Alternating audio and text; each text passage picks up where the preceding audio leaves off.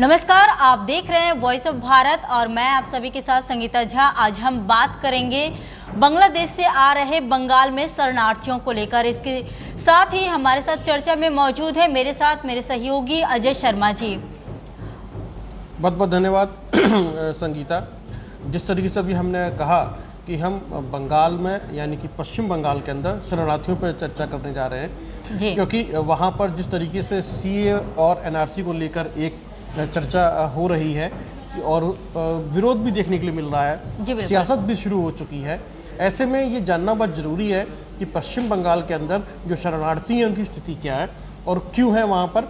और इसके अलावा इसने एक बहस को और जन्म दिया है कि पश्चिम बंगाल के अंदर मुसलमानों की स्थिति क्या है। मुसलमान जो वहाँ का स्थानीय निवासी है या फिर वो रोहिंग्या मुसलमान जिसको लेकर एक विवाद है, चर्चा चल रही है, जिसको शरणार्थी के रूप में देखा जाता है। तो मुसलमानों की स्थिति को यदि हम समझने की कोशिश करें तो पश्चिम बंगाल के अंदर मुसलमान का लगभग जो है जो 294 विधानसभा सीटें हैं उसमें से आधी सीटों पर प्रभाव डालता है, जिसकी वजह से ममता बनर्जी की पार्टी टीएमसी हो, कांग्रेस हो या सीपीए, इन सभी ने जो है मुस्लिम तुष्टीकरण की राजनीति की है, यानी तुष्टीकरण किया है, जिसे हम ध्रुवीकरण कह सकते हैं। और मुसलमानों की वजह से ही यानी कि जिनको अल्पसंख्यकों का सपोर्ट मिला है उसी ने वहाँ सरकार बनाई है। जैसे 34 साल जो है सीपीएम की वामपंथी सरकार वहाँ रही, फिर कांग्रेस भी रही वहाँ पर, और इसके बाद जिस तरीके से ममता बनर्जी जीत कर आती हैं वो आप देख सकते हैं किस तरह से जीत कर कहीं ना कहीं इसी को लेकर सवाल हमेशा जो विपक्षी पार्टी होती है वो उठाती रहती है कि ममता बनर्जी वहाँ पर मुस्लिमों का जो है वोट बैंक का कार्ड खेल रही है। तो ये आपने सही कहा अजय जी कि हाँ, वहाँ पर मुस्लिम एक तुष्टीकरण की राजनीति करने का कोशिश कहीं ना कहीं वहाँ की जो सत्ता में जो सरकार है वो करना चाहती है। देखिए, अब ये बंगाल की स्थिति को हम समझने की कोशिश करें कि बंगाल की स्थिति क्या है। बंगाल के अंदर एक धार्मिक ध्रुवीकरण तो है ही, इसके अलावा वहाँ पर जो एक पिक्चर और सामने निकल कर आती है कि हम कहें कि जो धर्म परिवर्तन वो भी वहाँ देखने के लिए मिलता है। जिस तरीके से 1947 के बाद वहाँ पर हिंदुओं की आबादी थी उसमें जो गिरावट देखने को मिलती है, अलग अलग रिपोर्टें आई हैं वो बताती हैं कि वहाँ पर हिंदुओं की आबादी में गिरावट आई है और मुस्लिमों की आबादी में बढ़ोतरी हुई है। तो उसके बहुत सारे रीजन्स हो सकते हैं धर्म परिवर्तन के अलावा, कि एक तो जो हम कहें प्रजनन दर में बढ़ोतरी होना, दूसरा वहाँ पर जो है जो प्रजनन दर में कमी भी होना। यदि हम यूँ समझें कि क्या हिंदुओं की जो आबादी है उनकी जनसंख्या में कितनी बढ़ोतरी हो रही है और यदि मुसलमानों की जो आबादी उसमें कितनी बढ़ोतरी हो रही है, तो ये अपने आप में है। क्योंकि जिस तरह से हम देखते हैं कि मुसलमानों के बच्चे ज़्यादा होते हैं, हिंदुओं के कम होते हैं, ये भी एक वजह निकल कर आती है सामने, वो अपने आप को जो है अलग तरीके से लेके चलते हैं। इसके अलावा जो धर्म परिवर्तन है, धर्म परिवर्तन को लेकर वहाँ पर जो ईसाइयों की जो संस्थाएँ वो सबसे ज़्यादा एक्टिव दिखाई देती हैं। तो ये जो ईसाइयों की संस्थाएं भी हैं वहाँ पर मुसलमानों की संस्थाएं भी काम करती हैं।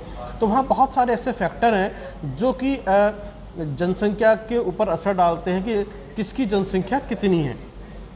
दूसरा, जो शरणार्थी के रूप में लोग वहाँ जो बांग्लादेश से आकर वहाँ रह रहे हैं, जो पश्चिम बंगाल की सीमावर्ती क्षेत्र हैं वहाँ पर जो रह रहे हैं, तो उससे जो एक बहुत बड़ा फ़र्क पड़ता है कि आबादी वहाँ पर ज़्यादा दिखाई देती है। हाँ, अब ये जो आबादी ज़्यादा दिखाई देती है इसके पीछे कुछ रीजंस हैं।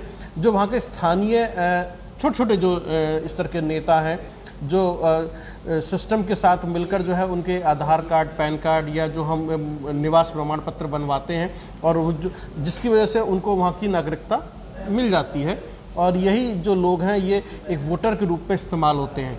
तो ये जो रोहिंग्या मुसलमान हैं या जो शरणार्थी हैं, ये वहाँ की जो सिस्टम के लूप होल्स हैं उसका फ़ायदा उठाकर वहाँ पर बस जाते हैं। आप ये कहना चाहते हैं कि जो शरणार्थी बनकर आते हैं, मतलब वही है कि हमारे भारत में हमारा भारत देश एक ऐसा है कि जो हमारे देश में आता है तो वो शरणार्थी बनकर तो आता है लेकिन फिर जाना नहीं चाहता है, क्योंकि हमारे जो संविधान है और हम यहाँ आने के बाद जो लोगों को जो एक अच्छा माहौल मिलता है उसके बाद लोग यहाँ से जाना नहीं चाहते हैं, जिसके बाद वो यहाँ के अच्छा माहौल का मतलब ये है कि ये लोग हैं कौन, ये आए क्यों हैं। इनके आने की वजह से ये होती है कि इनको रोज़गार चाहिए, सिक्योरिटी चाहिए, सोशल सिक्योरिटी चाहिए। जब इनको यहाँ पर रोज़गार मिलने लगता है, सुरक्षा मिलने लगती है, और यहाँ के सिस्टम की लूप होल्स की वजह से जब उनको वो पेपर मिल जाते हैं कि ये अपने आप को इस देश का नागरिक कह सकते हैं, तो उसकी वजह से ये लोग यहाँ रुक जाते हैं, बस जाते हैं। और इसका जो राजनीति है वो उसका फ़ायदा किस तरह से लेती है, अपना वोट बैंक बनाने के लिए। जब आपको वोटर मिल जाता है तो आप जो है सत्ता में आ सकते हैं, तो इस रूप में इनका इस्तेमाल होता है।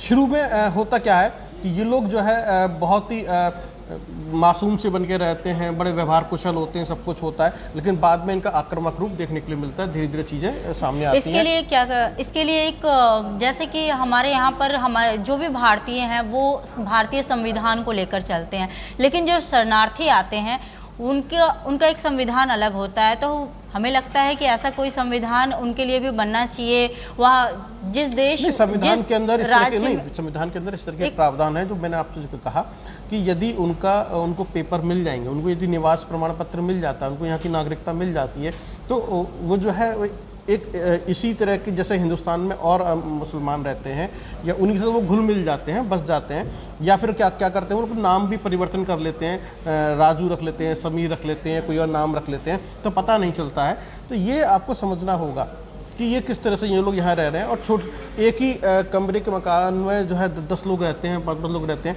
लेकिन अब इसका जो असर है वो कई तरीके से देखने के लिए मिलता है।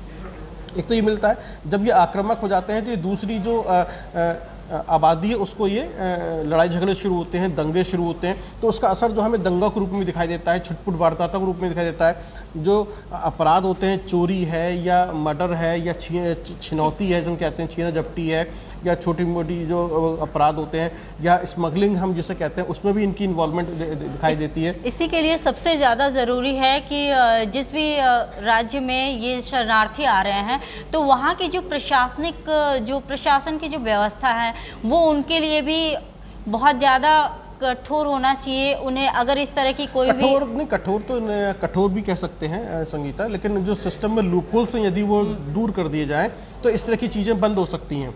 तो आप यदि पश्चिम बंगाल के अंदर देखें, जो भी बांग्लादेश से सटी हुई सीमाएं हैं पश्चिम बंगाल की, वहाँ पर जिस तरह के लोग रहते हैं और उनका क्या हिसाब किताब है, और वहाँ की जो बहुसंख्यक आबादी है जिसके साथ उनके हमेशा एक दुर्व्यवहार शुरू हो जाता है, फिर झगड़े शुरू हो जाते हैं, और वो झगड़े जो है दंगा के रूप में भी हमें अक्सर दिखाई देते हैं। तो ये धीरे धीरे वहाँ से उनको हटाना शुरू करते हैं, आक्रामक रूप अख्तियार कर लेते हैं। तो इससे जो है बहुत सारी जो है समस्याएं खड़ी हो जाती हैं, और यही समस्याएं जो है आगे चलकर दूसरा रूप धारण कर लेती हैं। यही तो हमें देखना है कि इन सारी समस्याओं से जो वर्तमान में सरकार है वो कैसे इसको क्लियर करती हैं, कैसे उसका समाधान करती हैं, ताकि वहाँ जो पहले से ही रह रहे हैं उन्हें किसी प्रकार की समस्या न हो।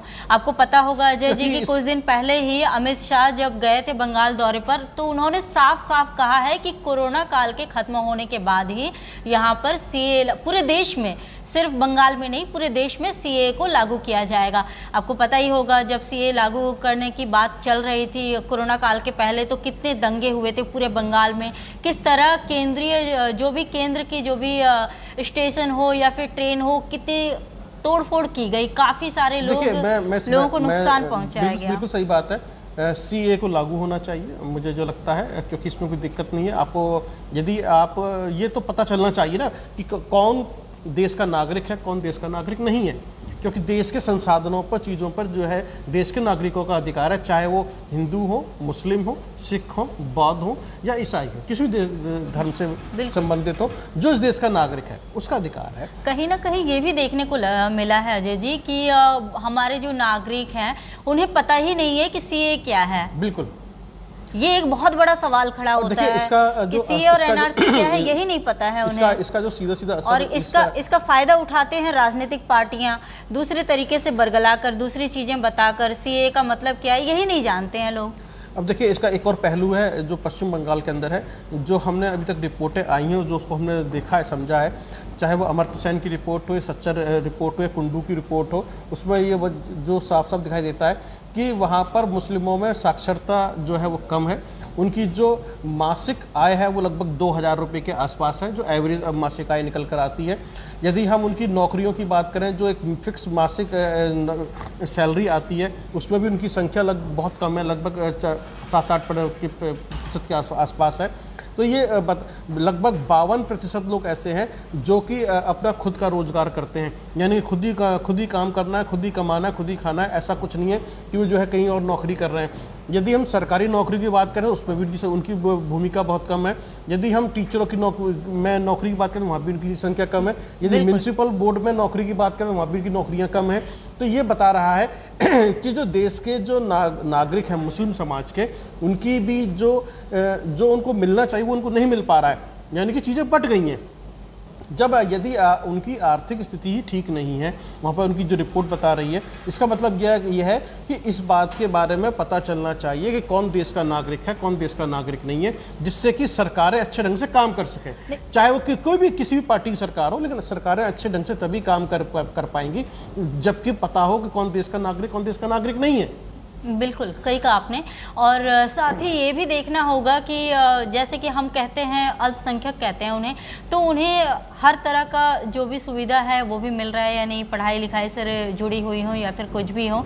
तो हम यहाँ बांटने का काम जो राजनीतिक पार्टियाँ करती हैं, राजनीतिक पार्टियाँ अपना वोट बैंकिंग के लिए किस तरह बांटने का कार्य करती हैं, तो ये बहुत बड़ा एक सवाल है। और जिस वजह से आपस में जो एक मतभेद शुरू हो जाता है, तो ये आपसी मतभेद बढ़ाकर अपना वोट बैंक के लिए जो पार्टियां अपना इस्तेमाल करती हैं वो पहले तो बंद होना चाहिए। देखिए वो सभी पार्टियों को समझना चाहिए। इसमें किसी एक पार्टी को हम टारगेट नहीं कर सकते कि ये पार्टी करती है, वो पार्टी करती है। ये सभी पार्टियों को समझना चाहिए कि लोगों में आपसी जो है सांप्रदायिक सौहार्द बना रहे, लोगों में भाईचारा होना चाहिए, सब मिलजुल कर रहें। तो ये और लोग समझते भी हैं, ऐसा नहीं है, ऐसी बात नहीं, लेकिन कुछ चीज़ें ऐसी हो जाती हैं जिसकी वजह से स्थितियाँ बिगड़ जाती हैं। ये अक्सर होता रहा है। 1946 से देखें, जो पहले जो सोहरावर्ती जो एक तत्कालीन मुख्यमंत्री थे, उनके एक जिसे कहते हैं उकसाने वाले भाषण के बाद देखें कि पश्चिम बंगाल, कलकत्ता, बिहार और उसका आसपास के इलाकों में किस तरह से मारकाट मची, और लगभग जो डाटा आता है 20,000 हिंदू वहाँ मारे गए। तो ये जो एक स्थिति है, अक्सर भी हम देखते हैं, कभी जो है जो पश्चिम बंगाल के इलाके मुर्शिदाबाद है या आसपास के इलाके हैं, वहाँ पर किस तरीके से दंगे भड़कते हैं। दक्षिण 24 परगना है, नॉर्थ 24 परगना है। यहाँ पर ये जो स्थिति बनती है और वहाँ पर एक लोगों को डर लगता है कि इस तरह की स्थिति वहाँ होती है। कभी किसी तरह के आदेश आते हैं, कभी किसी तरह के आदेश आते हैं कि भाई मूर्ति विसर्जन नहीं होगा, दुर्गा पूजा नहीं होगी, ये नहीं होगा। तो ये जो एक स्थिति वहाँ बन रही है, तो आप इसको देखें कि ये जो है लोगों के बीच में एक गलत तरह का मैसेज देती है। तो हम जो समझ पा रहे हैं कि इसके अंदर सिर्फ यही एक इच्छा शक्ति होनी चाहिए कि सभी आपस में मिलजुल के वहाँ पर रहें। तो मैं जो समझता हूँ कि जो बांग्लादेश से जो शरणार्थी वहाँ आकर बसे हैं, उनकी जांच होनी चाहिए, और जांच होने से पता चलेगा कि देश के जो नागरिक हैं वहाँ कौन कौन है, और उनको वो सभी सुविधाएं मिलनी चाहिए जिसके वो हकदार हैं। जी बिल्कुल सही कहा आपने। ये देखना होगा कि बांग्लादेश में जो अल्पसंख्यक कहे जाते हैं वो जब भारत में आ रहे हैं, जिन्हें हमारे जो गृह मंत्री हैं वो कहते हैं कि हम उन्हें शरणार्थी नहीं, यहाँ पर सीए का जो मतलब है कि अगर आप हमारे देश में आ रहे हैं, आप कितने साल से हैं, इसको हम देखेंगे, देखने के बाद फिर आपको यहाँ का जो नागरिकता है, सीए ये कहता है आपको नागरिकता दे रहा है। तो ये सारी जो चीज़ें हैं, ये सारी चीज़ें बहुत ज़रूरी हैं कि एक मतलब सिस्टम से हो, और जिसके बाद वहाँ जो बंगाल के जो स्थानीय निवासी हैं जो शुरू से रह रहे हैं, उन्हें किसी प्रकार की कोई दिक्कत ना हो। जैसा कि सुनने में आता है कि कहीं ना कहीं उनका कहना है कि उनका रोजगार उनके हाथ से छिन जा रहा है, जो कि बाहर से बांग्लादेशी के आने के बाद से ये काफ़ी ज़्यादा देखने को मिलता है, चाहे वो मजदूर हो या फिर जो व्यवसाय के क्षेत्र में हो। ये एक मतलब सवाल खड़ा होता है, वहाँ के स्थानीय कहते हैं। देखिए, आपने बहुत अच्छी बात की, रोजगार छिन जाता है या फिर उनकी इनकम कम होती है। अब ये इनकम के जो कम है वो किस तरह के लोगों की है, ये एक सवाल है इसके अंदर। और यदि रोजगार छिन जाता है तो जब ये बाहर के से लोग जो आते हैं फिर वो कम पैसों में काम करने के लिए तैयार होते हैं, या कम मजदूरी में वो काम करने को तैयार होते हैं। जिसकी वजह से होता क्या है कि एक आर्थिक असमानता पैदा होती है। जो वहाँ के स्थानीय निवासी हैं, चाहे वो मुस्लिम हो या किसी और धर्म से हो, उनको वो वेतन नहीं मिलता है, वो मेहनताना नहीं मिल पाता जिसके वो हकदार हैं।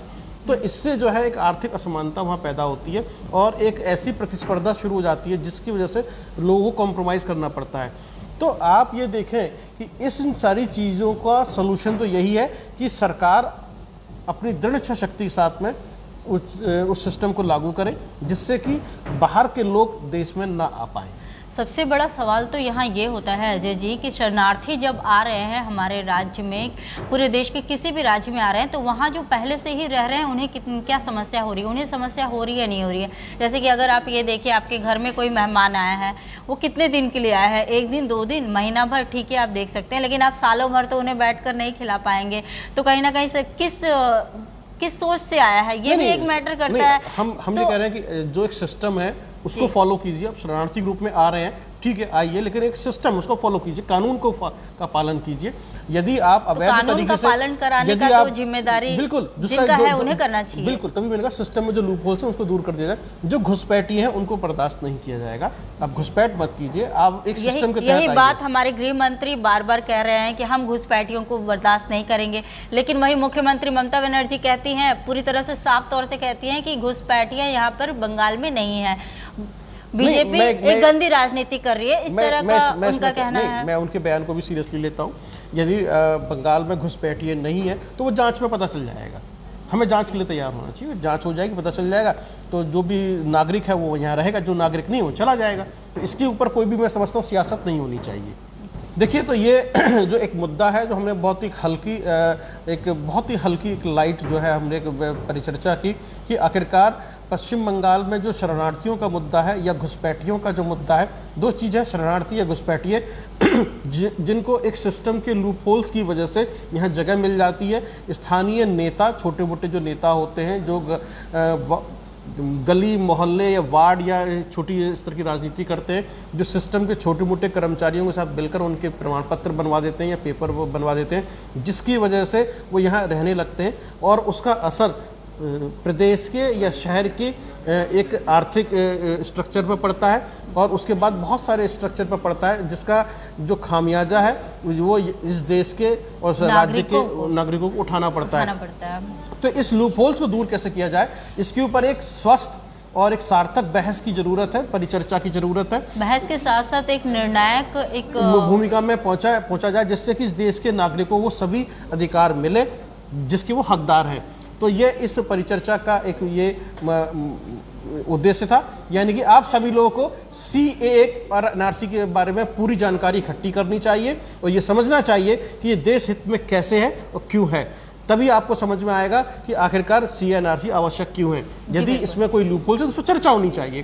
तो आज के शो में सिर्फ इतना ही कि यदि आपको लगता है कि CAA और NRC कैसा है या फिर यह आवश्यक है या नहीं है, या ये देश हित में है या नहीं है, जो भी आपको लगता है आप हमें कमेंट बॉक्स में लिखकर भेजें।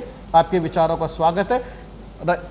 यदि आपको हमारा ये शो पसंद आया है तो इसे सब्सक्राइब करें, लाइक करें, शेयर करें, जिससे कि ज़्यादा से ज़्यादा नोटिफिकेशन आप तक पहुंच सके।